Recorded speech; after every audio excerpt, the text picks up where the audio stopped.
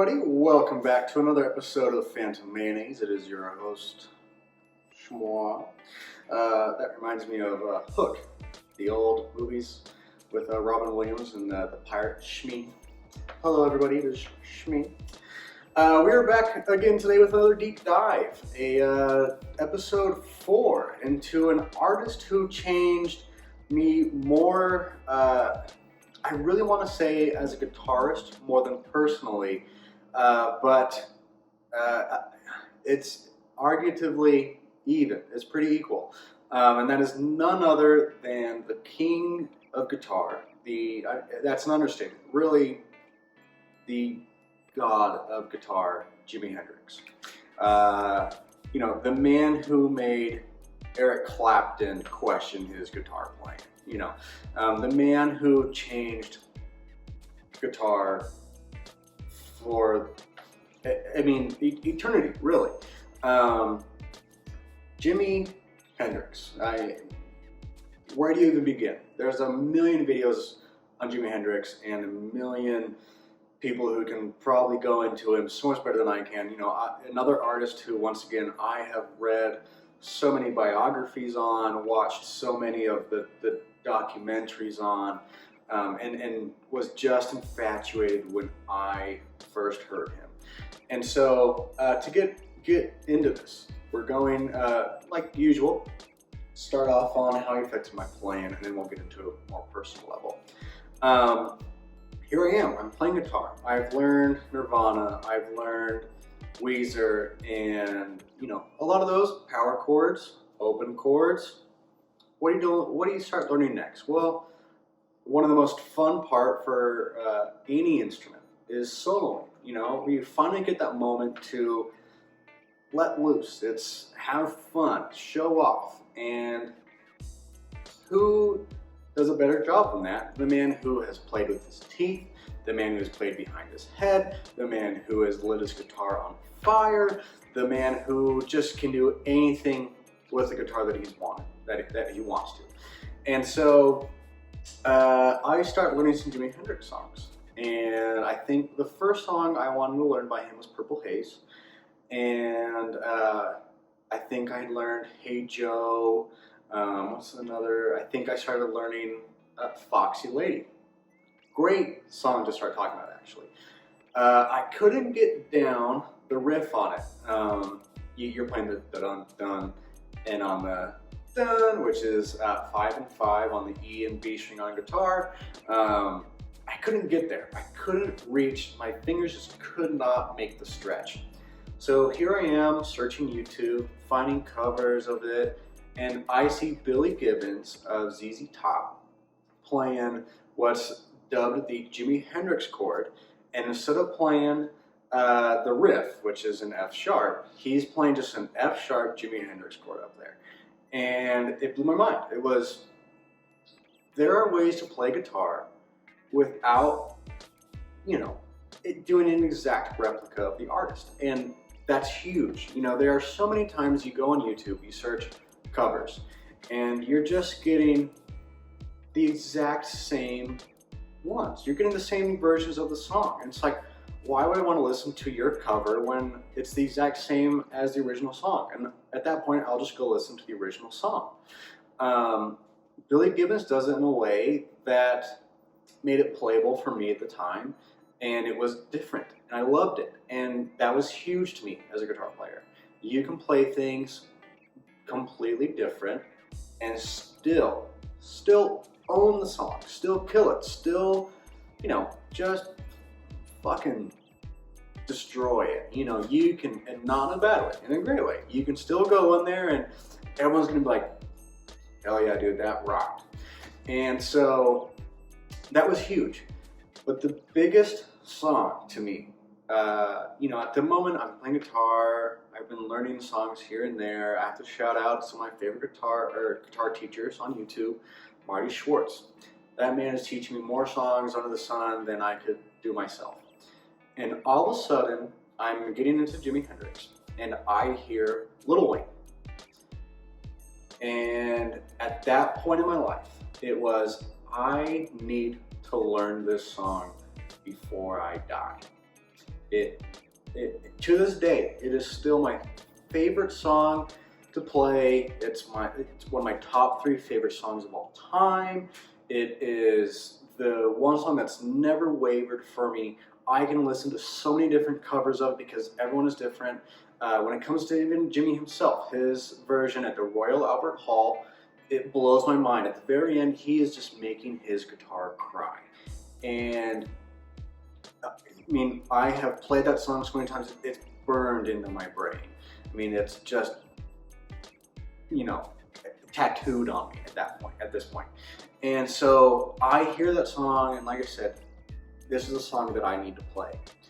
It teaches me so much about guitar. It teaches me so much about playing chords and how to play them in ways that aren't just playing chords. I mean, it's weird to hear as someone who probably isn't a guitarist, who might be like, what the hell is this guy talking about? But it was huge. It was monumental for me. Unfortunately, there aren't many times that I've been able to play Jimi Hendrix live. I know for a fact I've done Little Wing and Foxy Lady, but you know, that's about it. But the impact that it has had on me as a guitarist is crazy. The way that he plays chords, I still do that so much to this day. It's not even funny. I really should probably break out of it and play chords in other ways. I mean, his impact on my guitar playing has been, I can't put into words. It's infinite. But personally, so let's jump into that. Here I am as a teenager. I love, like I said in the last video, I love writing. I love writing poetry. I love writing short stories. And at the time, I was 14 years old, so it would have been 2008. I had just got an Xbox. I'm playing Halo 3, and I meet this girl online named Cheyenne. And 14-year-old me had just got a phone. 14-year-old me was sending 22,000 texts a month to this girl. I got in trouble for that because my text limit at the time was 400. Yeah, my dad was fucking pissed at me. So 14-year-old me is like, I have met the love of my life. And I had always loved writing. When I get into like a movie section, I'll talk about that really, because I love writing. We'll get into that. So I loved writing. I love writing poetry, and I had wrote this girl a song, and then it was just, I felt absolutely in love with her. So I wrote a ton of love poems.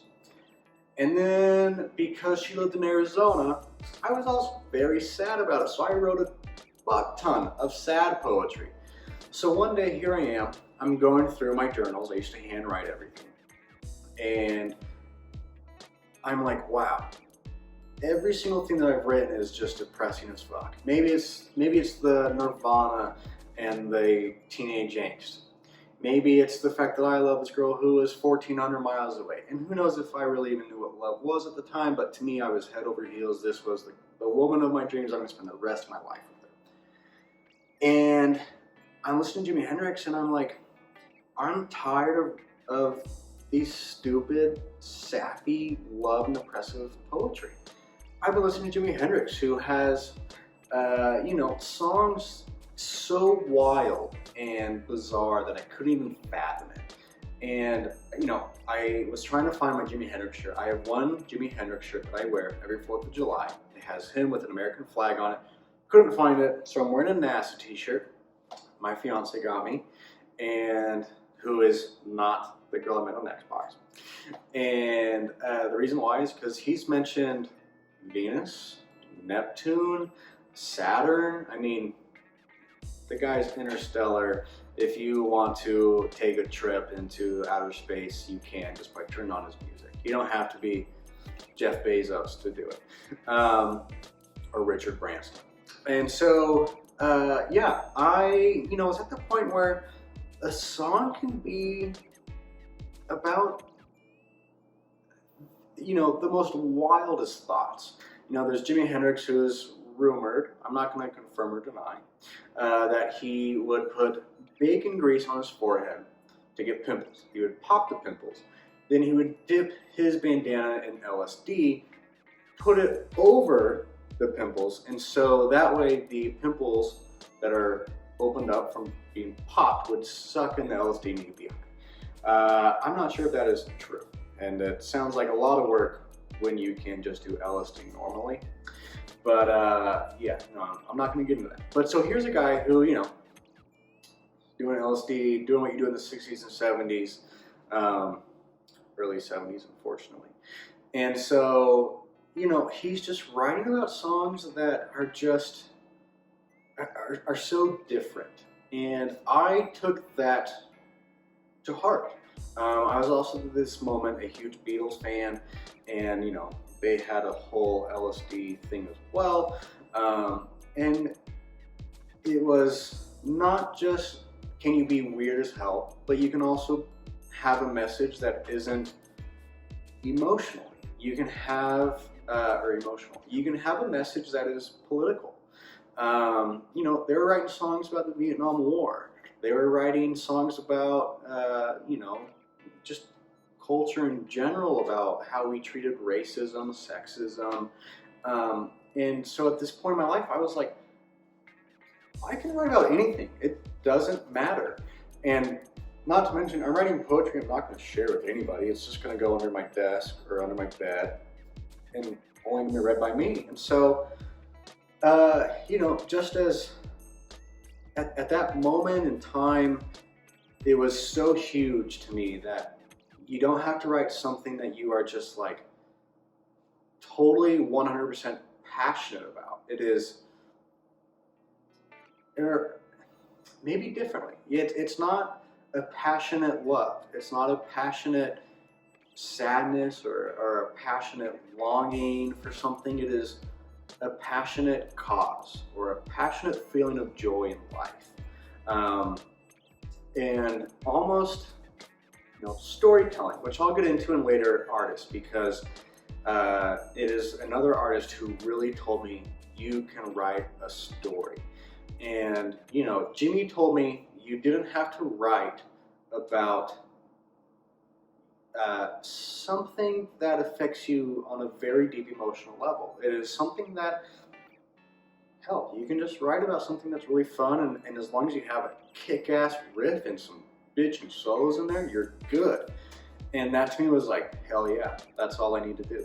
And personally, it was, you don't have to write about these stupid, sad poetry that would put you in a fucking mental hospital if someone else read them. And it was just huge to me. It really, like I said, changed how I evolved as a guitar player, as a writer, and really got me into other music that was weird. You know, you go and turn on, I think it's 1983, Mermaid. I mean, that song is just like a 13-minute acid trip, I feel like. I turn on Red House. It's one of my all-time favorite Jimi Hendrix songs, right behind Little Wing. I mean, he plays it on the Valleys of Neptune in just such an incredible way. His solos, his guitar playing, I mean, it's insane. And so yeah, I love Jimi. It was a huge impact on me and who I am today. It got me into soloing, taught me so much stuff, and then, you know, just another Seattle artist. I've gone over 2 at this point, and I love it. I love Jimi.